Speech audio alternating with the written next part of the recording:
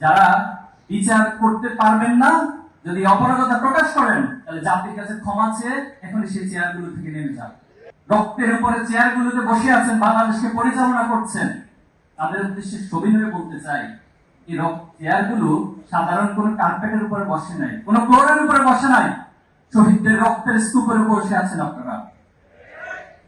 আমি শুরুতেই ধন্যবাদ এবং কৃতজ্ঞতা জানাচ্ছি বাংলাদেশ জামাত ইসলামের প্রতি, ইসলামী ছাত্র শিবিরের পক্ষ থেকে, ছাত্র জনতার পক্ষ থেকে, শহীদ পরিবারের পক্ষ থেকে, সত্যিকার অর্থে বাংলাদেশকে যারা একটি সুন্দর সমৃদ্ধ দেশ হিসেবে দেখতে চায়, তাদের সবার পক্ষ থেকে জামাত ইসলামীকে আন্তরিকভাবে ধন্যবাদ এবং কৃতজ্ঞতা জানাচ্ছি। ওনাদের পক্ষ থেকে এই সর্বপ্রথম শহীদদের স্মারক উন্মোচিত হতে যাচ্ছে, আলহামদুলিল্লাহ। সম্মানিত উপস্থিতি, আজকে এখানে আসার পরে শহীদ পরিবারের সদস্যদের কথা শুনছিলাম, শহীদদের পিতাদের কথা শুনছিলাম, এর সাথে আন্দোলনের সেই সময়ের কথাগুলো আমার স্মরণ হচ্ছিল। আমরা যখন আন্দোলন ধাপে ধাপে সামনের দিকে অগ্রসর হচ্ছিল, একে একে শহীদদের সংবাদ প্রতিদিন আমাদেরকে সেই সময় আমরা পাচ্ছিলাম।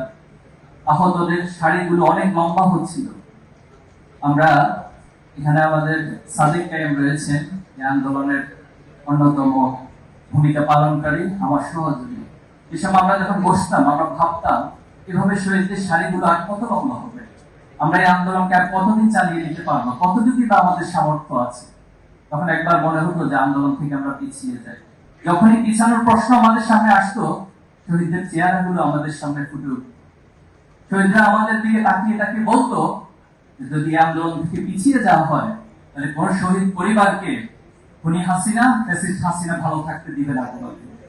সে সময় আহতদের সেই শাড়িগুলো আমাদের সামনে এসে বলতো, আহত পঙ্গুত্ব অবস্থায় সারা জীবন তাদেরকে ভিকটিম হয়ে সমাজে থাকতে হবে। তখন আমরা আল্লাহর উপর ভরসা করতাম। আল্লাহর উপর ভরসা করে আমরা বদর যুদ্ধের আল্লাহ রাসূলুল্লাহ সাল্লাল্লাহু আলাইহি ওয়াসাল্লামের সেই দিনগুলোকে স্মরণ করতাম। বদর যুদ্ধে উপনীত হয়ে রাসূলুল্লাহ সাল্লাল্লাহু আলাইহি ওয়াসাল্লাম আল্লাহর কাছে দোয়া করছিলেন, যে আল্লাহ, আজকে যদি এই ছোট্ট বাহিনীটি পরাজিত হয়ে যায়, আজকে যদি কাফেররা বিজয় হয়ে যায়, তাহলে তোমার দিনকে প্রচার করার জন্য, তোমার দিনকে প্রতিষ্ঠা করার জন্য, তোমার সত্যকে, ন্যায়কে প্রতিষ্ঠা করার জন্য কোনো মানুষ তো অবশিষ্ট থাকবে না। আমরা ঠিক সেই দিনগুলোকে স্মরণ করে আবার সামনের দিকে এগিয়ে যেতাম। আমি এখানে রাজনৈতিক নেতৃবৃন্দরা রয়েছেন, সবিনয়ে অনুরোধ করব, আপনাদের কোনো কথা, কোনো কাজে যদি জুলাই বিপ্লবে স্পিড বিনষ্ট হয়, তাহলে আগামী দিনে আপনাদেরকেও ছাত্র জনতা কাঠগড়ায় দাঁড় করাবে। এবং আজকে যারা রক্তের উপরে চেয়ারগুলোতে বসে আছেন, বাংলাদেশকে পরিচালনা করছেন, তাদের উদ্দেশ্যে সবিনয়ে বলতে চাই, এই চেয়ারগুলো সাধারণ কোন কার্পেটের উপরে বসে নাই, কোন ফ্লোরের উপরে বসে নাই, শহীদদের রক্তের স্তূপের উপর বসে আছেন আপনারা। যারা বিচার করতে পারবেন না, যদি অপরাধতা প্রকাশ করেন, তাহলে জাতির কাছে ক্ষমা চেয়ে এখনই সেই চেয়ারগুলো থেকে নেমে যান। কিন্তু এই চেয়ারগুলোতে বসে ফ্যাসিবাদকে পুনর্বাসন করবেন, এটা আমরা কখনো মেনে নিব না। আমরা নিজেদেরকে শহীদের প্রজন্ম মনে করি।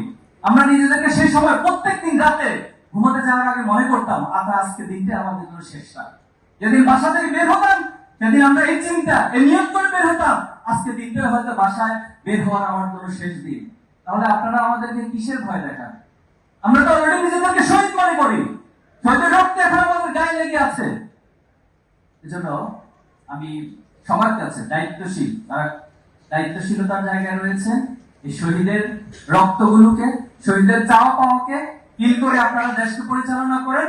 ছাত্র জনতা আমরা সকলে আপনাদেরকে সহযোগিতা করব, কিন্তু এর ভিন্ন কোনো চিন্তা করলে আমরা আপনাদেরকে ক্ষমা করব না।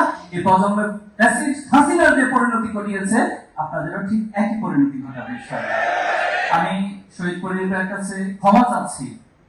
আপনাদের জন্য আমাদের অনেক কিছু করার রয়েছে।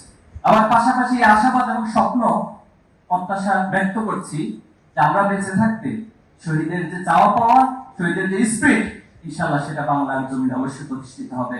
আগামী দিনে অবশ্যই প্রত্যেক শহীদের, প্রত্যেক গণহত্যার বিচার অবশ্যই সংগঠিত হবে ইনশাআল্লাহ। সেই সাথে যে স্বপ্নের বাংলাদেশ আমরা দেখছি, ন্যায় এবং ইনসাফের বাংলাদেশ, সেই বাংলাদেশ অবশ্যই আপনাদের হাত ধরে, আমাদের সবার হাত ধরে ফ্যাসিবাদ মুক্ত সবার বাংলাদেশ, স্বপ্নের বাংলাদেশ, সমৃদ্ধ বাংলাদেশ গড়ে উঠবে ইনশাআল্লাহ। আসসালামু আলাইকুম ওয়া রাহমাতুল্লাহি ওয়া বারাকাতুহু।